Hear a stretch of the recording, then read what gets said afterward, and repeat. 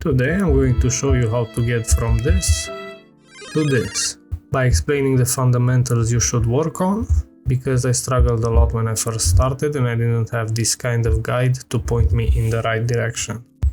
As a beginner, I suggest you stick to either fighter, cleric or bard.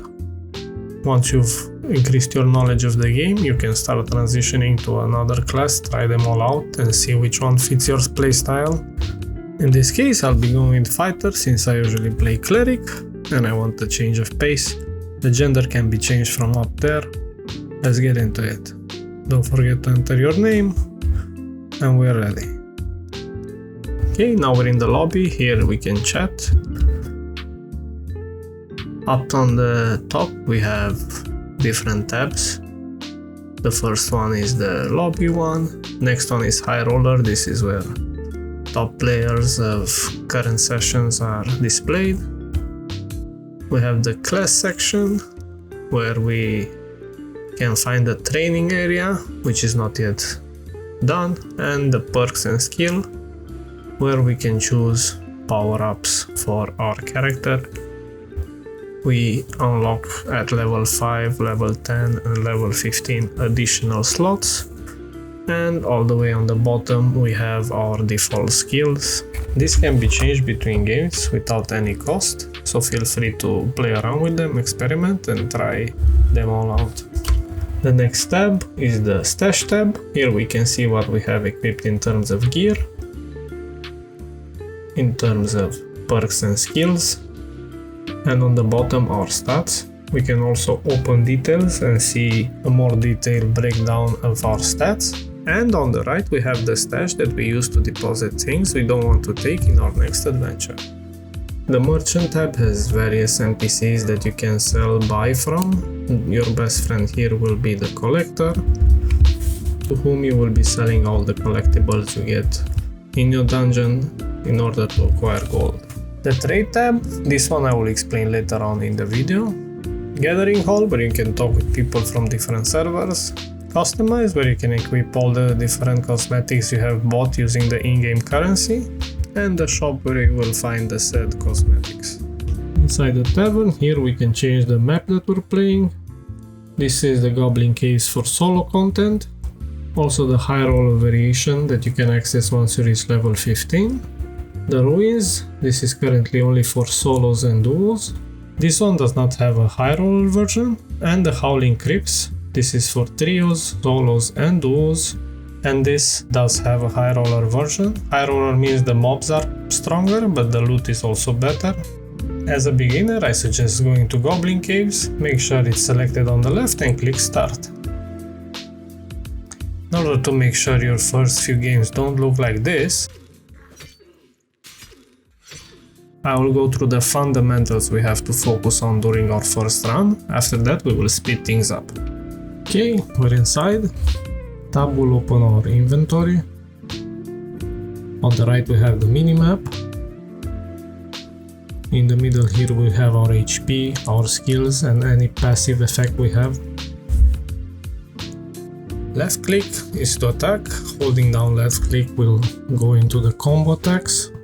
Each weapon has a different one. Right click will put our shield up and WASD is used to move.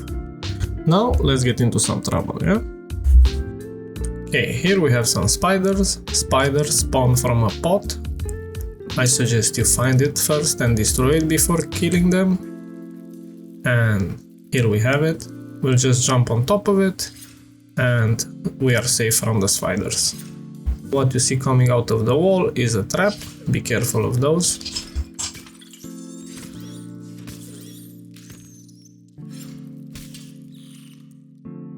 Destroying pots will give you XP and also loot.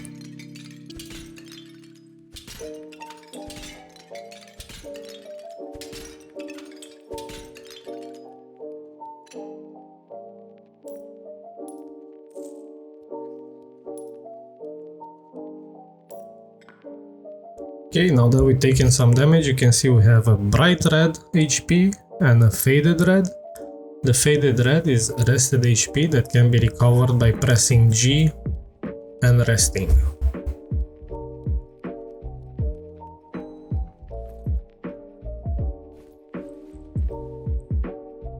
As you can see, our rested XP is slowly going up.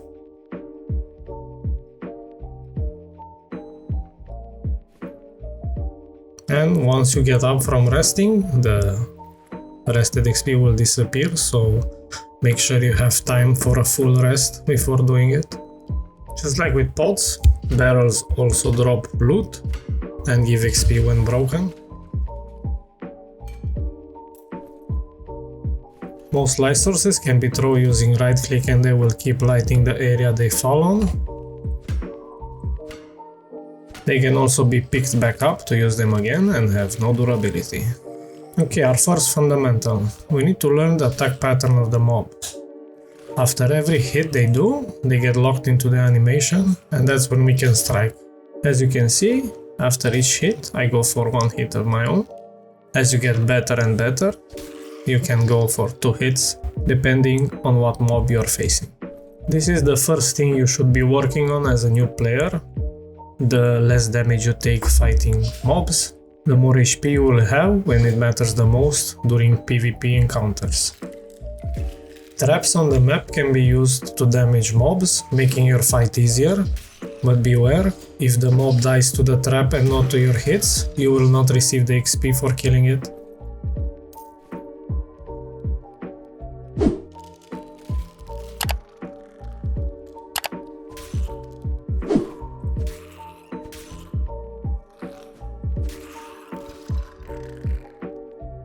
When looting, items with a bluish background are items that you can use and equip, while items that have a reddish background are items that are not for your class.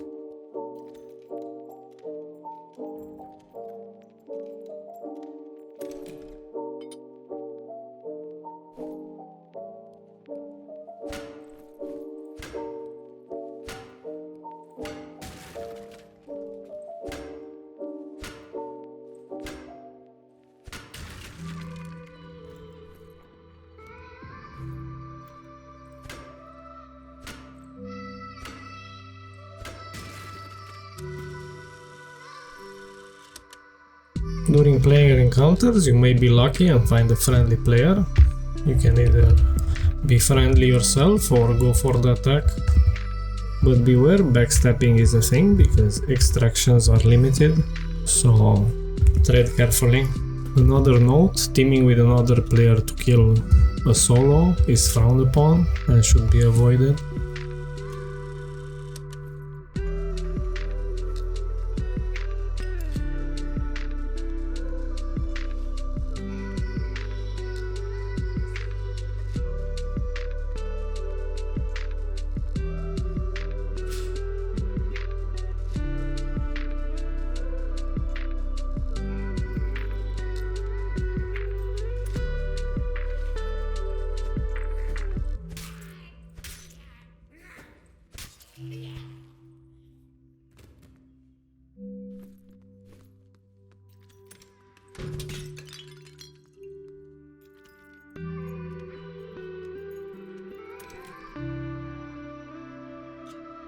Since we have a potion, might as well explain how they work. Every potion, no matter the rarity, will restore 15 flat health, while bandages will restore 15 rested health. Standing in the zone will damage you. This can be mitigated using potions or healing abilities. You can stay in the zone for a limited amount of time, depending on your resources, so do not be afraid to venture into it.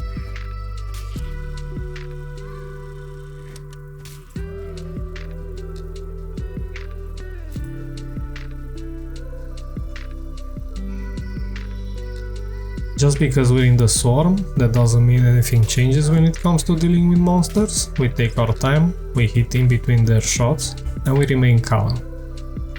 And if you're wondering why I'm standing here taking damage, that's because I would like to extract, and there is an extraction point that will open here, around the same time the second last circle is about to close. As you can see, the doors opened, and the extraction point is ready. Only one player can use this. Once used, some rubble will fall, indicating that this extraction point is not usable anymore. Because this is not the default extraction that you will use, I want to go and find a blue portal just to demonstrate how we would extract if we had one of those.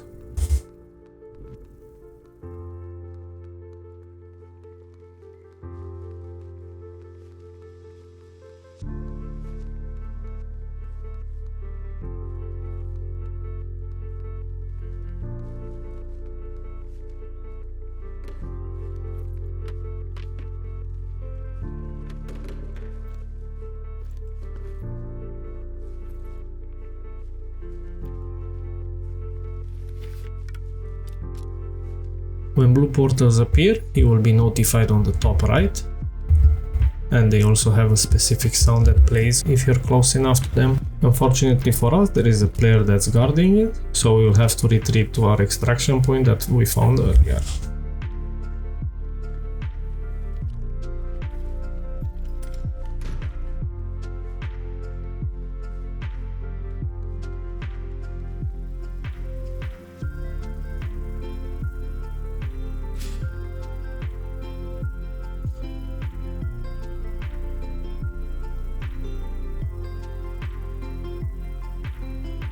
Nice, our first successful extraction. Now let's go sell our stuff. At the collector we can exchange collectibles for gold.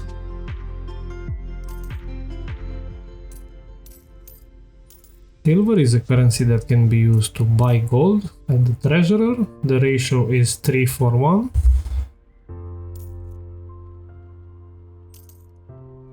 Shift right-clicking an item in our inventory will send it to our stash, and if we do it from our stash, it will send it to our inventory. Now that we have gold, we can buy gear and weapons from the merchants. And now that we know what we have to do, we will rinse and repeat practicing mobs attack patterns until we reach level 5. Cue the montage.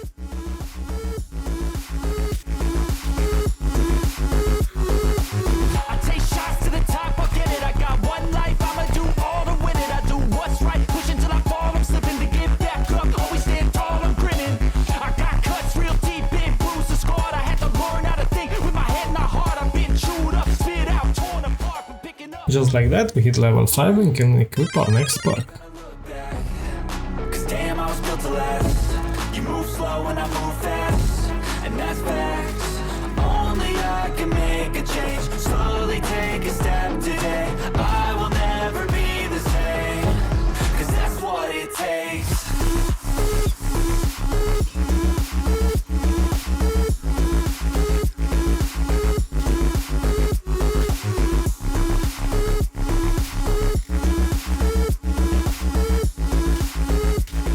We struggle a bit, but with level 10 we get our next perk and we can also become a trader. Wow! Let's reach level 15.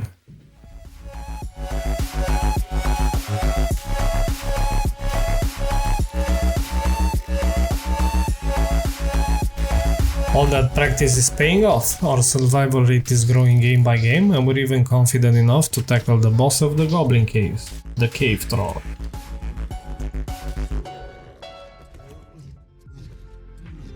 And look at all the riches we get.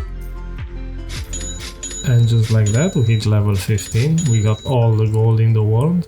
It's time to use the trade feature. Congratulations, you're on top of the world. Now you're ready to face anything. And don't forget, no matter how much you work on your fundamentals, you will still lose all your gear to a DDoS attack. Next on stop.